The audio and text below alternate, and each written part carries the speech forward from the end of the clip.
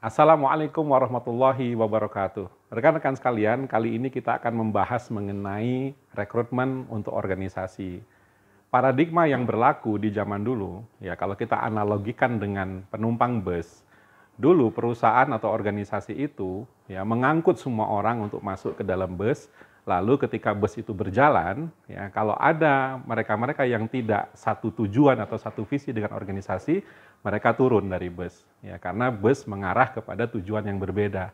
Nah sekarang tidak, orang yang masuk ke dalam bus itu harus orang-orang yang tepat. Jadi kita nggak boleh sembarangan merekrut orang-orang. Karena apa? Karena ketika kita masuk ke dalam bus, disitulah kita menetapkan tujuan bersama, kita mau kemana gitu ya. Karena itu merekrut orang untuk organisasi harus dilakukan secara profesional.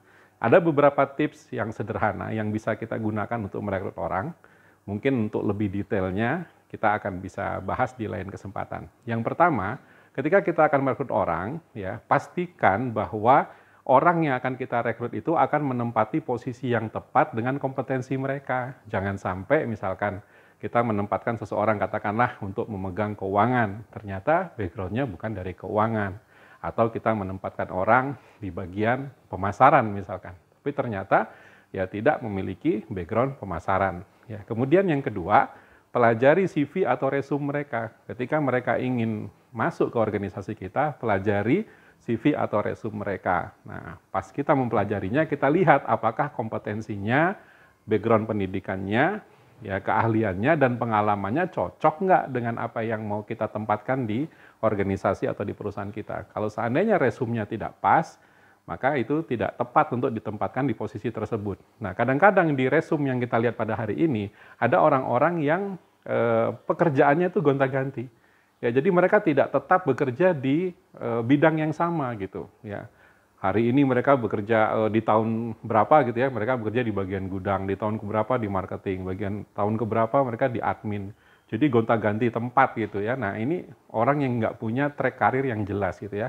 Sangat beresiko kalau ditempatkan di organisasi kita gitu ya. Jadi sebetulnya dia itu kompetensinya, expertise-nya di wilayah mana gitu kan. Nah itu yang kedua. Kemudian yang ketiga, ketika kita merekrut mereka gitu ya, kita harus menyampaikan bahwa organisasi kita, perusahaan kita butuh orang-orang yang menempati posisi tertentu itu, mereka memiliki spesifikasi ini, seperti itu. Nah, ketika kita mewawancarai mereka, menginterview mereka, gitu ya, kita sepanjang wawancara itu kita lihat gitu ya, kira-kira orang ini itu sesuai nggak dengan apa yang kita cari, sesuai nggak dengan harapan kita gitu ya. Nah, kalimat pertanyaan yang paling bagus yang harus kita tanyakan kepada kandidat yang akan masuk ke organisasi kita, yang akan kita beri amanah posisi jabatan itu, seandainya Anda keterima di posisi ini gitu ya, dengan kondisi masalah di perusahaan kami seperti ini, apa kira-kira yang akan Anda lakukan dalam 3 bulan pertama?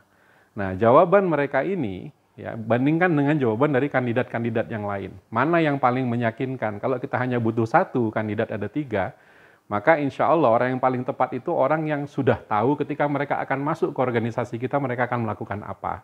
Ya, mereka akan masuk dengan seperangkat solusi, seperangkat pengalaman, experience mereka di masa lalu yang bisa digunakan di organisasi kita.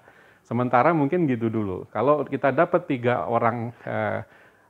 kriteria orang seperti ini untuk organisasi kita, maka insya Allah kita meminimalisir kesalahan di dalam merekrut.